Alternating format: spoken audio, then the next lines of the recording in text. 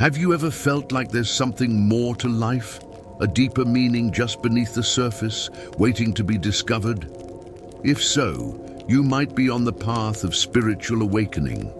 This isn't some mystical, far-out concept reserved for gurus on mountaintops. It's a deeply personal human journey of inner transformation, and it happens in stages. Today, we're going to walk through the 12 stages of spiritual awakening. This might just be the last video you'll ever need on the topic, because we're going to cover the entire map, from the first inkling of curiosity to a profound sense of unity with everything. So, get comfortable, open your mind, and let's explore this incredible journey together. Stage 1 often begins with a feeling of being lost or unhappy. You might have everything you thought you wanted, a good job, a nice home, relationships. But there's a persistent emptiness, a sense that something is missing. This is your soul's gentle nudge, a quiet whisper saying, "Is this all there is?" You start questioning the status quo, the life you've built. It's a phase of discontent, but it's crucial because it's the catalyst that propels you to start searching for answers, for something more meaningful. This isn't a sign of failure. It's the sound of the starting gun for your spiritual race. This leads us to stage 2, a shift in perspective. You begin to see the world differently. The things that once seemed so important, like material possessions or social status, start to lose their appeal. You start noticing the synchronicities, the meaningful coincidences that seem too perfect to be random. Maybe you think of an old friend and they call you the next day, or you see repeating numbers like 1111 everywhere. Your curiosity is piqued. You start questioning reality itself, wondering if there's an unseen order or intelligence guiding the universe. This is where you begin to look beyond the physical world and open up to the possibility of a spiritual dimension to your existence. Stage 3 is all about seeking answers and meaning. That initial curiosity blossoms into a full-blown quest for knowledge.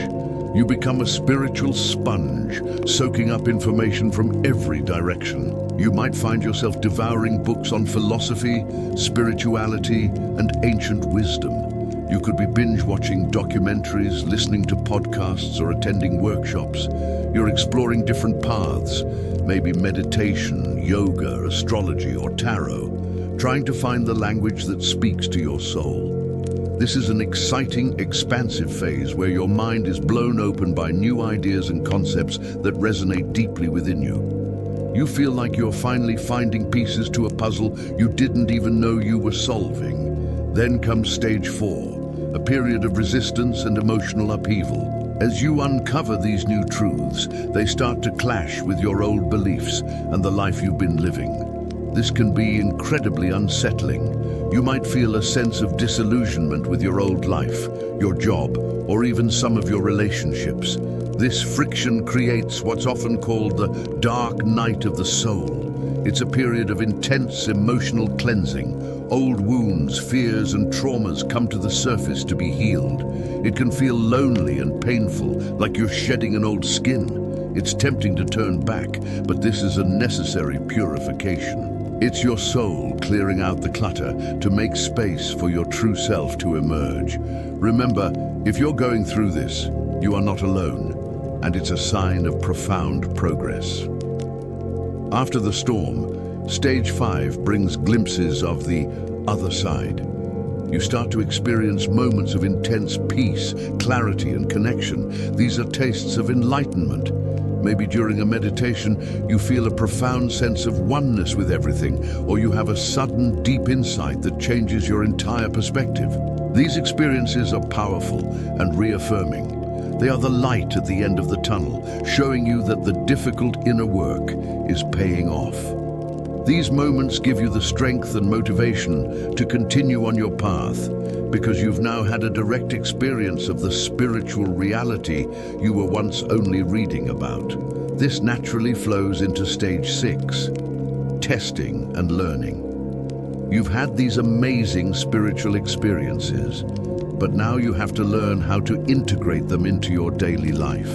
It's one thing to feel peaceful on a yoga mat, but can you maintain that peace when you're stuck in traffic? This stage is all about practice. You test the new principles you've learned in the real world. You learn to set boundaries, to trust your intuition, and to see challenges as opportunities for growth. Your life becomes a laboratory for your spiritual development. You might stumble, you might fall back into old patterns, but each time you learn, you adjust, and you become stronger and more resilient. Stage 7 is where you find your soul tribe. As you change, you might notice that some of your old friendships no longer resonate. You're vibrating at a different frequency. This can be sad, but it creates space for new, more aligned connections. You start to attract people who are on a similar path. You find your soul tribe, friends who understand your journey, who you can have deep, meaningful conversations with, and who support your growth. These connections are incredibly validating and nourishing. You realize you're part of a larger community of awakening souls, and this sense of belonging gives you immense strength. Next, in stage 8, you develop a deeper inner authority. You stop looking outside of yourself for answers or validation. You've spent time seeking, learning, and testing, and now you begin to trust your own inner guidance system, your intuition. You realize that you are your own guru. Your heart becomes your compass. You make decisions not based on what society expects or what others tell you, but on what feels true and right for you in your core. This is a profound shift from external validation to internal sovereignty. It's an incredibly empowering stage where you reclaim your personal power and start living a life that is authentically yours. This brings us to stage 9, a life of service. As your heart opens and you become more connected to your authentic self, a natural desire to help others arises. This isn't about ego-driven service to get recognition. It's a genuine, heartfelt calling to contribute to the well-being of the world. Your service can take many forms. It could be becoming a healer or a teacher, creating art that inspires, being a compassionate presence for your family and friends, or simply spreading kindness in your daily interactions. You understand that we are all connected, and you find deep joy and purpose in uplifting others and making a positive impact, no matter how big or small.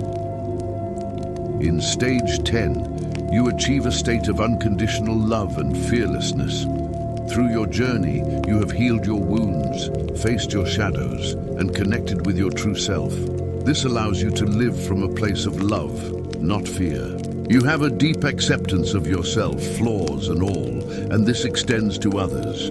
You can see the humanity in everyone, even those you disagree with. You are no longer controlled by fear of judgment, fear of failure, or fear of the unknown.